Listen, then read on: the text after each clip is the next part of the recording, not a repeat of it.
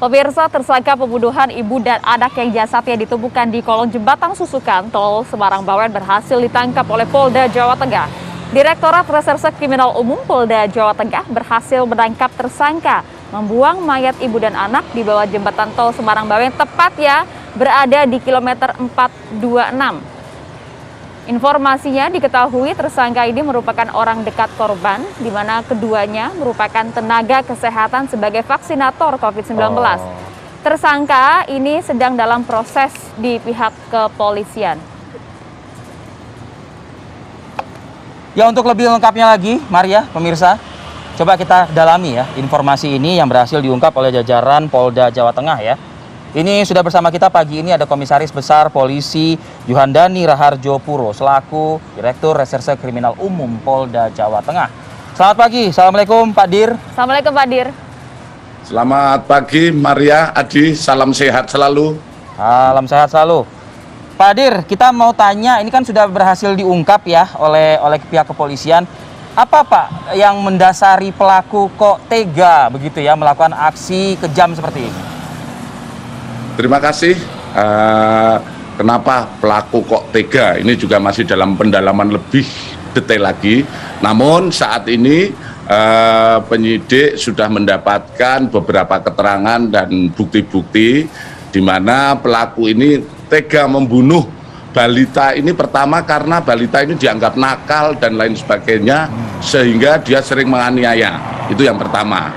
Kemudian kepada saudara Swita sebagai korban yang kedua, yaitu dari ibu dari anak ini karena tersangka ini cemburu karena dianggap ada laki-laki lain, sehingga dia tega membunuh, serta yang bersangkutan juga sering menanyakan keberadaan anaknya, sedangkan anaknya posisinya saat itu sudah meninggal dunia. Demikian, ya. Adi, Maria. Pak Dir, ini hubungan antara pelaku dengan korban ini apa Pak? Pelaku dengan korban itu ada hubungan kedekatan, di mana pelaku ini pernah melamar, jadi ada hubungan asmara, begitu. Ya, baik Pak Dir, saya Maria dan juga Arif Fadil di sini cukup penasaran juga Pak untuk lokasi pembuangan jenazah ini. Mengapa kemudian pelaku bisa memilih lokasi yang cukup jauh dari tempat tinggalnya, kemudian dibuang di sepanjang jalan tol Semarang Bawen, Pak? Ada alasan tertentu tidak, Pak? Terima kasih. Jadi sebelum pelaku membuang, yang bersangkutan membuka Google Map.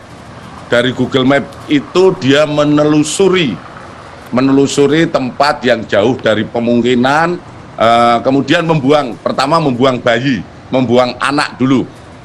Kemudian untuk alasan kenapa si korban kedua yaitu ibunya dibuang ke situ, karena anaknya saat dibuang sampai dengan saat membunuh ibunya itu tidak diketahui, sehingga dia mencoba kembali membuang ibu dari anak tersebut ke kilometer 425 yang tidak jauh dari pembuangan anak. Begitu Maria. Oke. Jadi mereka ini sebenarnya sudah berapa lama sih Pak menjalin hubungan? Terima kasih. Untuk pertama berkenalan mereka sekitar bulan Oktober 2021, di mana mereka berdua adalah vaksinator COVID-19. Jadi semacam cinta lokasi gitu, Maria. Jadi mereka ini nakes ya, begitu ya, Pak Dir? Keduanya nakes. Keduanya nakes. Untuk status rumah tangga dari korban, apakah memang sudah tidak memiliki suami, Pak? Terima kasih. Untuk korban saat ini tidak mempunyai suami, dia pernah nikah, cerai gitu. Adi. Oke, dalam melakukan aksinya ini, pelaku memang seorang diri ya Pak ya? Tidak ada melibatkan orang lain dalam hal ini? Terima kasih. Saat ini penyidik Direktorat Reserse Kriminal Umum Polda Jawa Tengah sudah melaksanakan penyelidikan sejak ditemukan mayat. Sampai saat ini belum ada keterangan ataupun bukti-bukti yang mengarah kepada tersangka lain.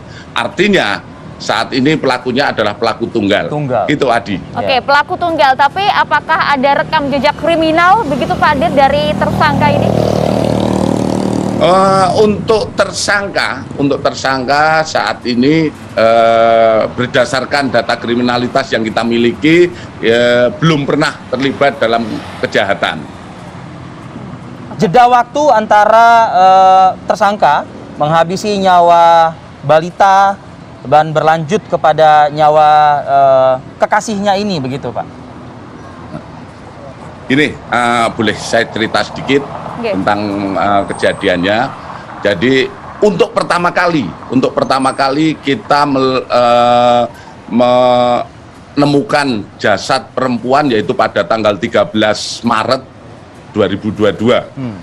Setelah kita melaksanakan penyelidikan dan akhirnya dapat diketahui identitas perempuan tersebut. Setelah kita ketahui identitas, kita mengetahui bahwa korban mempunyai 2 orang anak. Satu dititipkan pada orang tuanya dan satu lagi dibawa oleh korban. Setelah kita mengetahui bahwa korban itu mempunyai anak yang ikut dia, kita mencari kembali anaknya berada di mana, karena saat bersamaan juga kita tidak mendapatkan anak yang anaknya. Kemudian kita turun ke TKP. Setelah kita turun ke TKP kembali, tepatnya kalau penemuan pertama kita di 425, kemudian di sekitar di bawah tol 426 kita menemukan kerangka jenazah sudah dalam wujud kerangka. Dari situ kami berkoordinasi dengan Bidokes Polda Jawa Tengah sehingga kita bisa menentukan bahwa yang dibunuh dulu adalah anaknya. Kemudian dari hasil-hasil yang kita kumpulkan setelah tersangka kita dapatkan, anak dibunuh pada tanggal 19 Februari dan dibuang di tanggal 20 Februari. Sedangkan untuk ibunya dibunuh di tanggal 7 Maret dan dibuang di tanggal 7 Maret. Kita temukan pada tanggal 13 Maret jenazah itu.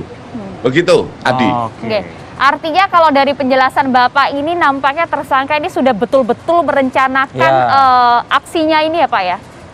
Dan itu diakui Pak oleh tersangka? Jadi begini, kalau kita melihat dari perkara ini kan ada 2 perkara, yaitu 2 lokus, 2 tempos, yaitu terhadap anak dan kepada ibunya. Untuk anak kita tentu saja masih banyak pendalaman karena kita melihat pada di situ hanya paling tidak bisa pembunuhan, kemudian melanggar Undang-Undang Perlindungan Anak. Sedangkan kalau kepada ibunya kita juga akan mengumpulkan bukti-bukti bahwa ini pembunuhan direncana. Itu Maria. Oke, jadi sejauh ini yang sudah penyidik siapkan pasal yang akan dituntutkan ya kepada tersangka ini, Pak Dir. Jadi untuk pasal tentu saja kita akan merancang sesuai dengan yang dilanggar berdasarkan bukti-bukti yang ada, yaitu kepada 340 pembunuhan berencana, 338 kemudian Undang-Undang Perlindungan Anak yang ancamannya bisa seumur hidup. Itu Adi. Oke, seumur hidup. Baik, semoga ini juga bisa memberikan timbalan yang tepat begitu ya Pak ya bagi aksi dari tersangka ini. Terima kasih banyak Pak Dir atas waktunya. Salam sehat, salam presisi Pak. Terima kasih Aryedi, selamat pagi, salam sehat, salam presisi. Salam sehat.